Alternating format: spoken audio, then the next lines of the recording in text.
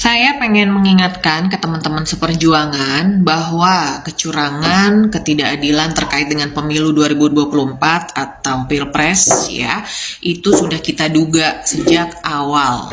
Assalamualaikum warahmatullahi wabarakatuh. Apa kabar teman-teman semua? Semoga baik-baik saja ya. Di video kali ini ada yang sangat menarik, yang sangat lucu, yang sangat mencemaskan. Karena video kali ini anak abah ngomel-ngomel setelah putusan MK karena junjungannya kalah ya. Karena gugatannya di MK itu ditolak keseluruhannya. Makanya anak abah ini ngomel-ngomel ya teman-teman. Yuk, seperti apa keseruannya, langsung menuju ke videonya. Let's go. Selamat ya, katanya Hakim MK menolak semua yang sudah dilaporkan oleh 01 dan 03. Anak abah, Saya mengucapkan selamat. Teman-teman gak usah sedih. siapa yang Saya mah happy-happy aja. Kenapa? Pertama, kita sudah berjuang all out. Yang kedua,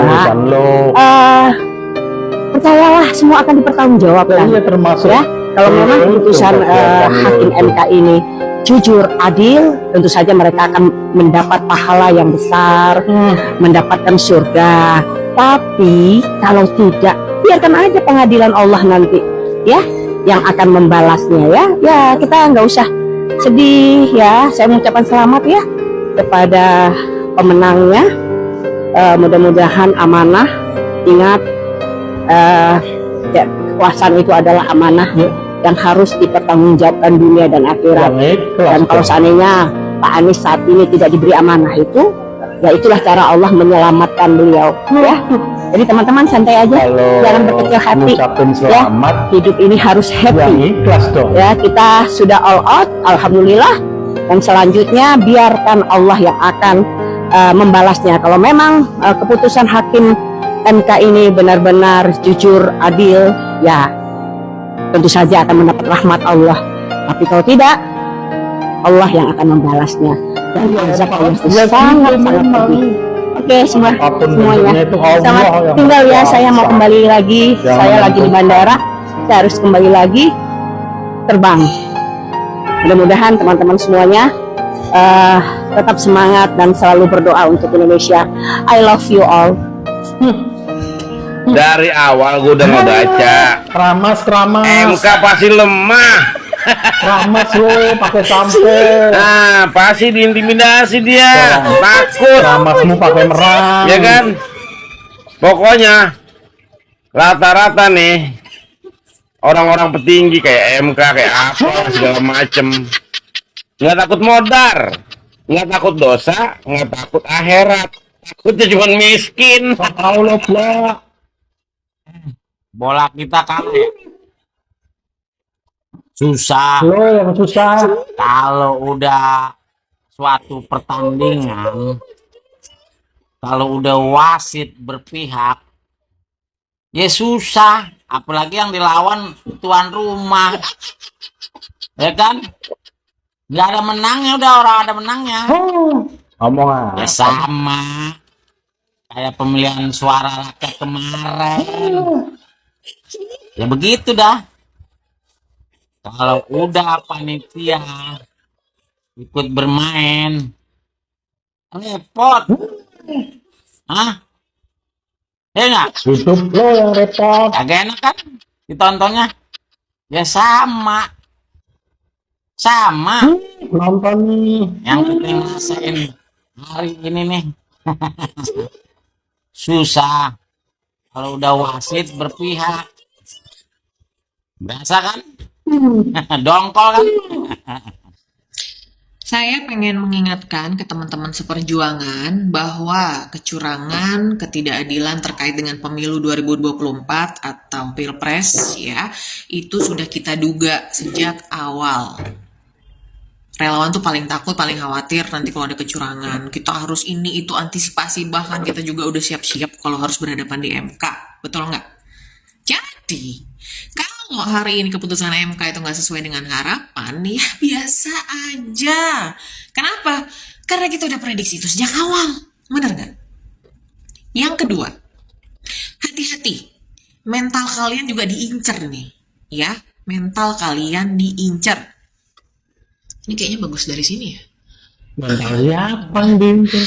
Mental kalian diincar dengan apa? Quick count berapa hari? Live KPU, live MK itu bikin drop semua.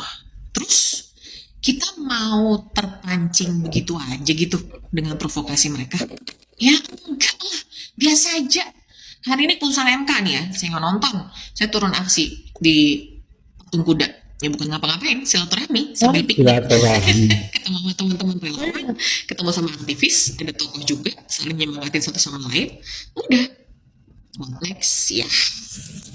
Bisa nggak keputusan MK dibatalin? Ya nggak bisa kalau dibatalin. Paling selanjutnya ada wacana revolusi kayaknya. Ya kita tunggu aja selanjutnya akan ada pergerakan apa. Mau ngomong soal revolusi nih ya, saya nggak tahu hubungannya atau enggak. Di grup saya itu sekarang yang dibahas apa coba? Senjata. Mau makar ya? Mendingan bahas itu kan daripada kita bahas soal yang bikin baper sendiri. Kita yang penting bergerak maju terus sampai perjuangannya selesai gitu loh. Jadi siap menang, siap sukses gitu. Nah, definisi sukses sekarang. Kira? Saya juga rakyat Indonesia yang memilih Mas Gibran. Itu sudah diputuskan MK, ada undang-undangnya dan diketahui DPR. Bukan gubernur saja bun, tapi kepala daerah. Oke, kamu memilih Gibran boleh. Tapi kamu memilih orang yang menjadi cawapres karena penyelundupan hukum. Karena kenapa? Udah jelas.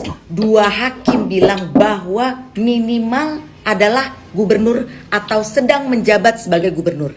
4 hakim tidak setuju. 3 hakim setuju. Tapi yang diketok oleh Paman Usman seolah-olah 5 hakim setuju, 4 hakim setuju. Itu sudah jelas penyelundupan hukum. Putusannya itu sendiri problematik dan saya kira ini bisa dianggap orang sebagai satu ada penyelundupan hukum di dalamnya. Jadi itu ya teman-teman, si Ana Abah itu tidak terima karena si Gibran jadi wakil Presiden Republik Indonesia, karena di situ menyebut hakim karena ada paman yang 5 sama 4 katanya tadi itu ya teman-teman. Yuk langsung lagi ya. Dengar kan, Pak Yusril sendiri yang bilang bahwa ini adalah penyelundupan hukum. Dan bila itu terjadi kepada dia, dia tidak akan menerima. Karena kenapa? Suatu hari nanti di belakang pasti ada masalah. Pasti kan? Ada masalah kan? Emang kamu pikir si Paman Usman ini sampai kena kode etik karena kenapa? Ya karena putusan itu. Maka dia kena kode etik, dicopot dari ketua MK. Karena nyibul, ngerti kan, sama penyelundupan. Kalau di dunia biasa-biasa ini, bukan di bidang hukum, penyelundupan itu piracy loh. Dia kena pidana loh. Tahu loh. Gitu loh, maling ibaratnya. Inilah yang terjadi seperti ini. Cuma ini dalam soal konteks hukum. Ini seperti kamu ikut ujian, tapi kamu nyontek. Terus pas di rapot kamu itu juara 1, tapi itu hasil nyontek. Itu hasil pidana. Ibarat orang yang naksir dengan seseorang, terus ditolak gitu ya. Terus dia main dukun. Itu masih kurang lagi contohnya.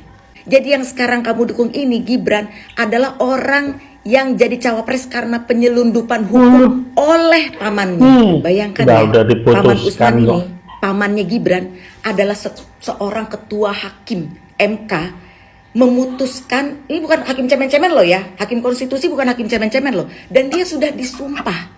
Terus dia membuat keputusan yang dia sendiri pasti tahu bahwa itu melanggar. Tapi dia memutuskan sesuatu melalui hawa nafsu aja. Hawa nafsu. Dan sekarang saya juga yakin MK juga tahu bahwa keputusan Paman Usman ini adalah keputusan penyelundupan. Terus kamu mau dukung kebohongan itu? Bagaimana itu bila terjadi kepada diri? Suatu hari misalnya kamu punya rumah, tiba-tiba ada orang datang bilang rumah kamu itu rumahnya dia. Terus dia bawa ke pengadilan karena pernah ada jurisprudensi bahwa pernah ada kok hakim yang curang memutuskan sesuatu yang memang tidak benar. Terus hakim yang memutuskan perkara kamu ini mengikuti hakim yang terdahulu bahwa pernah ada terjadi seperti itu. Terus kamu harus kehilangan rumahmu, dan orang itu yang bukan yang punya rumah malah mendapatkan rumahmu. Gimana menurut kamu? Oke? Kalau saya, sorry ya, saya tidak akan memilih seorang pemimpin yang berkedok seperti itu. Saya tidak. Karena kenapa? Dia aja bisa tuh yang saya bilang tadi, juara tapi nyontek. Dia jadi cawapres tapi ya begitu. Bukan lewat koridor yang sebelumnya. Dan supaya kamu tahu, kamu buka lagi ya apa namanya tentang si putusan 90 ini. Putusan 90 ini dipaksakan. Karena kenapa? Dia belum ada persetujuan dari DPR. Karena persetujuan dari DPR itu harus pada saat itu DPR sedang reses, nggak ada orang di dalam DPR. KPU kalau menyusun peraturan itu harus konsultasi dengan DPR, dan kita tahu DPR sekarang ini reses, dan pendaftaran Pilpres akan dimulai tanggal 19, tinggal 2 hari lagi dari sekarang ini. Apakah KPU masih mungkin dapat mengubah aturan KPU? Ya, jadi putusan 90 itu belum berlaku pada saat Prabowo dan Gibran mendaftarkan diri di KPU. Putusan itu belum berlaku. Oke, Assalamualaikum warahmatullahi wabarakatuh. Pendukung Pak Anies waktu mudik lewat tol nggak ya? Ya elah, emangnya kenapa nggak boleh? Kan bayar juga. Emang Ebong doang yang boleh lewat tol. Kalau anak abah nggak boleh lewat tol, ntar siapa dong yang bantuin buat bayar utang bekas proyek tol ya? Kemarin kok nggak setuju bangun jalan tol. Kita juga ikut bantu, apalagi nanti jika ada kenaikan pajak ya. Kita juga ke bawah-bawah imbasnya tuh, Ya, pinter naik pajak ngomong. gitu kan. Anak Apalagi abang saya nih gitu. taat pajak ya. Pinter ngomong, junjungannya. Jadi kita berhak ya berkomentar, bersuara ya, mengkritisi pemerintahan karena mereka kita yang bayar, mereka kita yang gaji ya. Kita. Kalian hebat ya. Iyalah, Gak takut lah. gitu ya kenaikan pajak gitu ya, hebat banget ya. Terus yang kalian takutkan apa sih? Jadi itu ya teman-teman, si anak abang ngomel-ngomel karena keputusan MK menolak junjungannya itu dikalahkan, atau permohonannya itu 01 dan 03 ditolak keseluruhannya oleh Mahkamah Konstitusi. Makanya si anak-anak abah ini pada ngomel, mempermasalahkan Gibran, terus banyaklah yang dipermasalahkan. Oke, terima kasih buat teman-teman semua. Mohon maaf apabila ada kata-kata yang salah, yang kurang berkenan, mohon dimaafkan. Dan buat teman-teman yang baru menemukan channel ini, mohon dukungannya dengan cara subscribe, like, comment, and share, dan nyalakan loncengnya agar tidak ketinggalan video-video menarik lainnya.